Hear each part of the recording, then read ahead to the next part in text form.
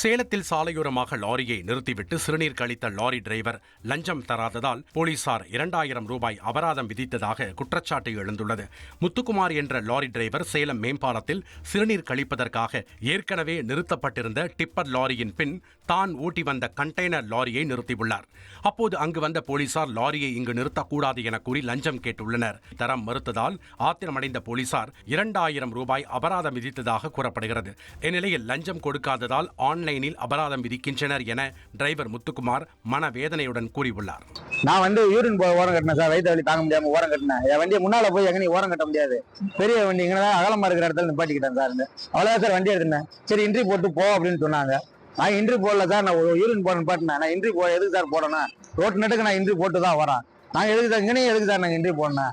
நான் அதனால வண்டியை நிப்பாட்டி எடுத்துட்டு வரேன் சார். நீ இன்ட்ரி போடலன்னா நான் 2000 ஃபைன் போடுவேன்னு சொல்லி 2000 ஃபைன் போட்டு கொடுத்துட்டாங்க சார். 2000 ஃபைன் போட்டு என்ன மாரி டிரைவர் யாரும் பாதிக்கப்படக்கூடாது.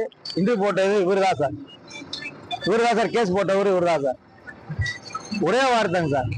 நீ என்னை கேட்டல சுதந்திரமா யூரின் போக கூட எங்களுக்கு சுதந்திரம் இல்லைங்களா சார்? ஒரு சாலை ஓரமா கேட்டதுக்கு தான், அதுக்கு தான் உனக்கு நான் கேஸே போடுறேன்னு சொல்லி போட்டு அதுக்கு தான் சார் இந்த 2000 ரூபாய் கேஸ்.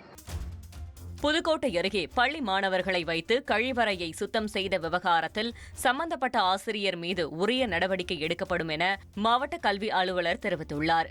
நமுனசமுத்திரம் அரசு தொடக்கப் பள்ளியில் 30க்கும் மேற்பட்ட மாணவர்கள் பயின்று வரும் நிலையில் அங்குள்ள கழிவறையை மாணவர்களை சுத்தம் செய்யும் வீடியோ வெளியானது. இது பெற்றோர் மத்தியில் கடும் அதிருப்தியை ஏற்படுத்திய நிலையில் வரும் திங்கட்கிழமை சம்பந்தப்பட்ட பள்ளி தலைமை ஆசிரியை மற்றும் ஆசிரியரிடம் விசாரணை நடத்தப்பட்டு துறை ரீதியான நடவடிக்கை எடுக்கப்படும் என மாவட்ட அலுவலர் கூறியுள்ளார். ட்ரெண்டை ஃப்ரெண்ட் ஆக்கிக்கோங்க. தந்தி டிவியின் சப்ஸ்கிரைபர்ஸ் அண்ட் ஃபாலோவர்ஸ் குடும்பத்தில் நீங்களும் இணையுங்க.